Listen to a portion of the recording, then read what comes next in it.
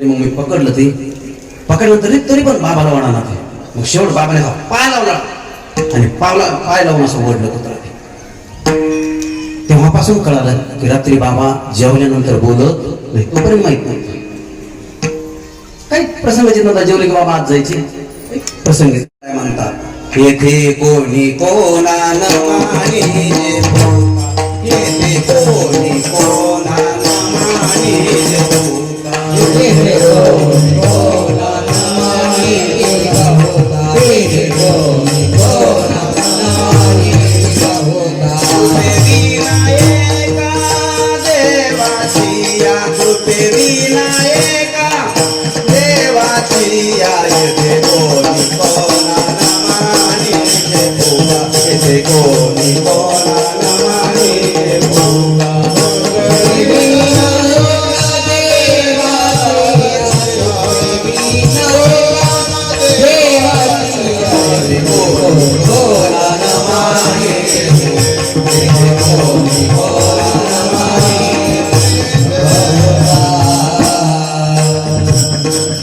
येथे कोणी कोणा न माने जे ठोका, कृपे विनायका देवाच्या. इथं विनाकारण कोणी कोणाला मानत नाही. जी आरती लोक मानायला लागले ती आरती याच्यावर देवाची कृपा आहे, देवाची कृपा आहे. काय महात्म्याच्या पाठीमागे त्या लोक होते महाराज, इथंच नाही बरं, कुठे जाऊ द्या, नुसती लोक पळतात पाठीमागे.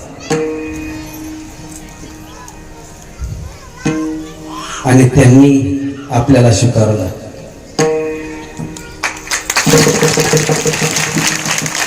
त्यांनी थोडं जवळ घेऊन बोलले, असं करावं लागणार आहे, तसं करावं लागणार आहे, तुम्हाला एका पदावर बसवणार आहे. म्हणलं महाराजजी, आम्ही या बाबतीत उदासीन आहेत, आम्हाला काही रस नाही ह्या गोष्ट.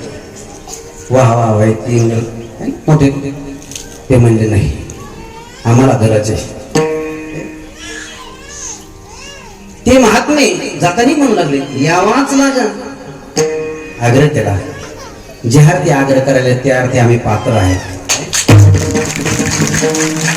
आपण लायक आहेत, त्या अर्थी बार बार स्वीकारायला लागले.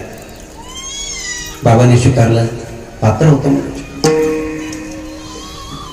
भगवंताचं भजन केलं आणि या महात्म्यावर देवाची कृपा आहे, तुकाबाबावर देवाची कृपा आहे.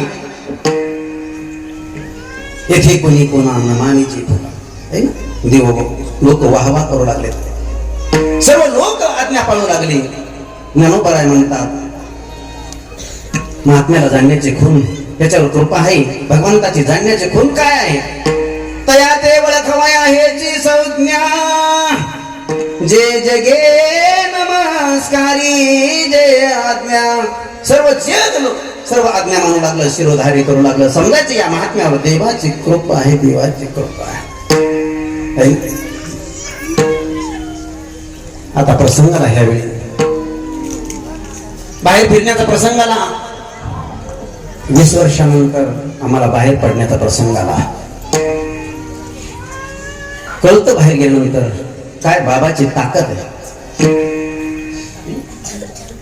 लोकांपर्यंत पोहोचल्यानंतर बाबांच्या मठासाठी जागा घेतलेली आहे, बाबांचा आश्रम बनणार आहे असं म्हणल्यानंतर लोकांनी चटचट सर्व करून वर्गणी दिलेली आहे. मानतात म्हणून वर्गणी दिली.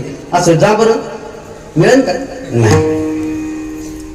येथे कोणी कोणा न माने. अजून एक सांगतो, एवढी प्रतीती आली महाराज, जे कधी परिचित नाही, ज्यांनी कधी बाबा बघितलेले नाही आणि आम्हालाही बघितलं नाही, त्यांनी सुद्धा सहकार्य केलं, भरभरून सहकार्य केलं. त्या अर्थी महात्म्यावर देवाची कृपा होती. तुळशीदासजी म्हणतात, ज्या पर कृपा राम की होई, ज्या पर कृपा राम की होई,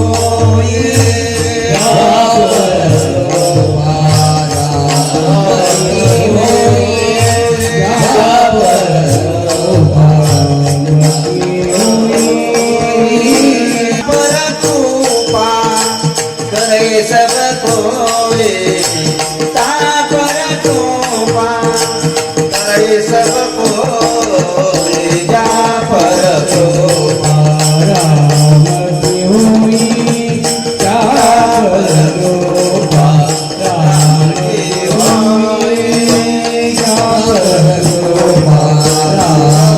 ज्या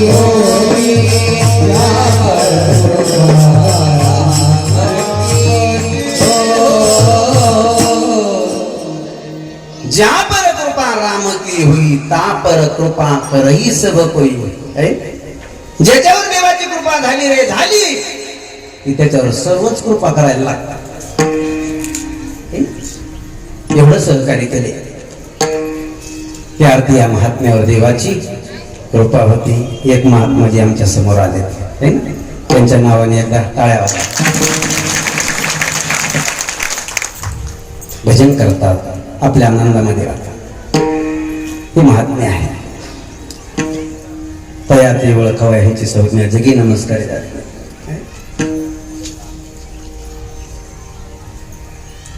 लोक म्हणू लागले काय देवाची कृपा आहे, देवाची कृपा. पहिला घटक आहे देवाची कृपा ज्याच्यावर झाली. पहिला घटक आहे की लोक मानू लागतात. ध्यान द्या, कृपेचा पहिला घटक आहे लोक वाहवा करू लागतात. समजायचं याच्यावर देवाची कृपा आहे. ध्यान द्या, थोडं चिंतन. दुसरा घटक आहे त्याच्या जीवनामध्ये शांती येते. शांती ज्याच्यावर देवाची कृपा झाली ना सज्जन हो, त्याच्या जीवनामध्ये शांती येते. शांती. हो, नाथ बाबाच्या जीवनामध्ये शांती आली. शांती ब्रह्म एकनाथ महाराज शांती ब्रह्म पदवी प्राप्त झाली. शांत. वृंदावनला एक महात्माजी होते. असाच काहीतरी कार्यक्रम होता आणि कार्यक्रमाच्या निमित्ताने निमंत्रित केलं त्यांना. पण आता साधं जीवन होतं, साधं राहणं होतं.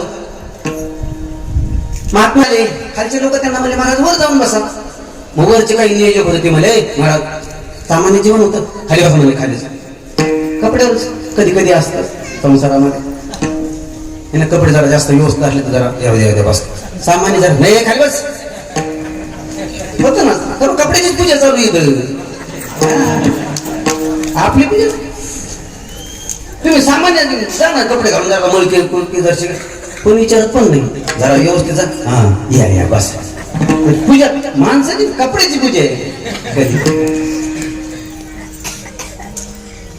महात्माजी वर आले. वरचे म्हणे नाही खाली खाली खाली बसा. बरं खाली बसतो म्हणे. खालच्या समचे लोक आले ते म्हणे महाराज तुम्हाला सोबत नाही खाली बसा, तुम्ही वर जा. बरं म्हणे वर जातो. पुन्हा आले वर बसले. वरचे म्हणे ए बाबा आता सांगितलं होतं ना खाली बस. बरोबर खाली जातो.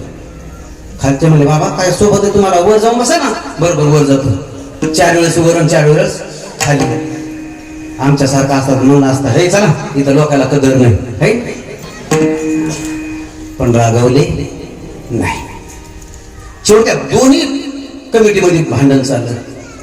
त्या खालच्या कमिटीनं पुन्हा वर आणलं. बसले म्हणजे वर नाही, वरचे म्हणजे नाही खाली. भांडण चाललं. ते महात्माजी म्हणजे मी खालीच बसतो भाऊ.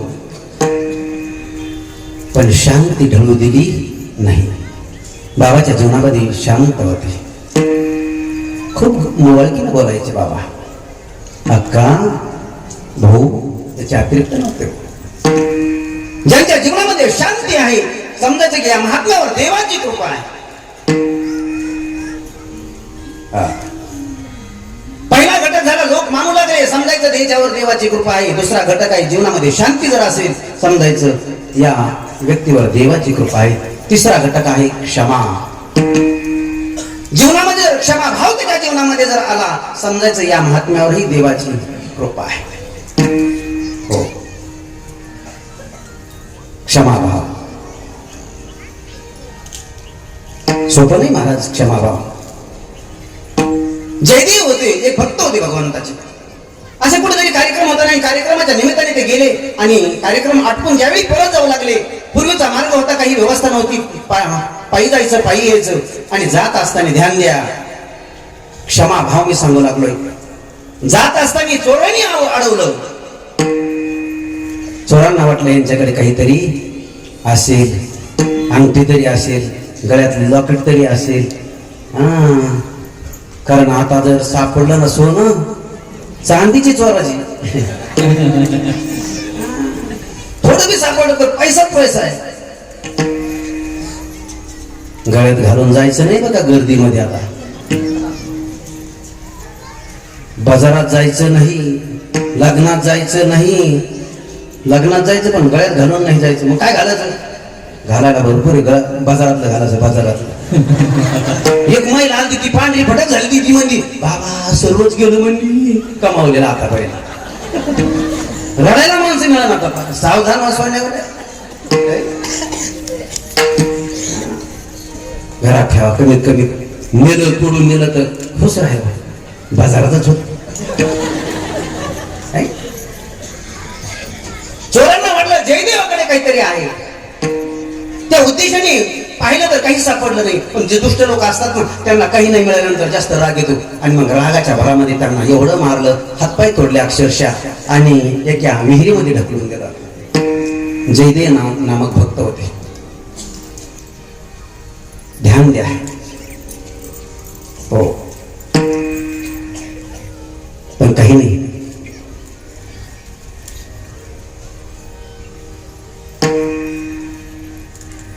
क्षमा भाव,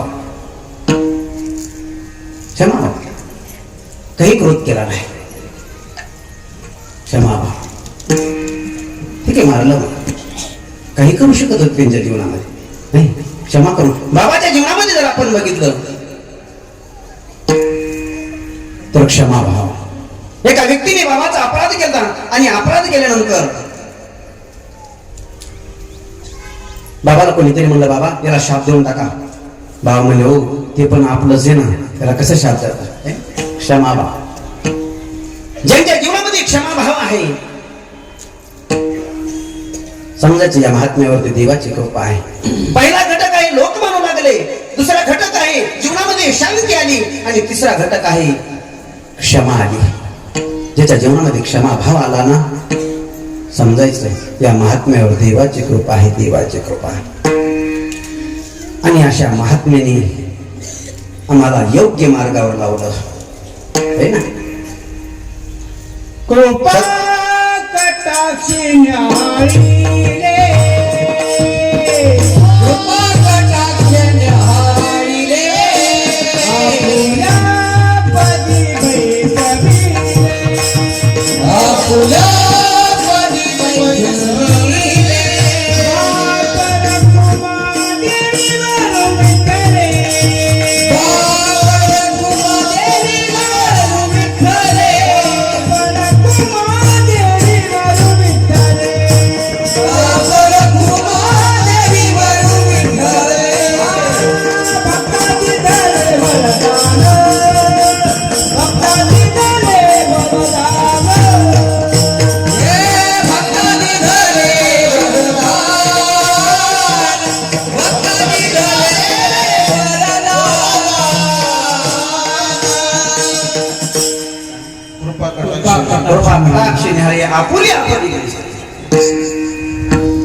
महात्म्याची ताकद आहे.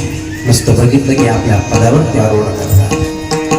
या महात्म्यांनी आम्हाला योग्य असा मार्ग दाखवला, योग्य अशा मार्गावर उभा केलं. सद्गुरूने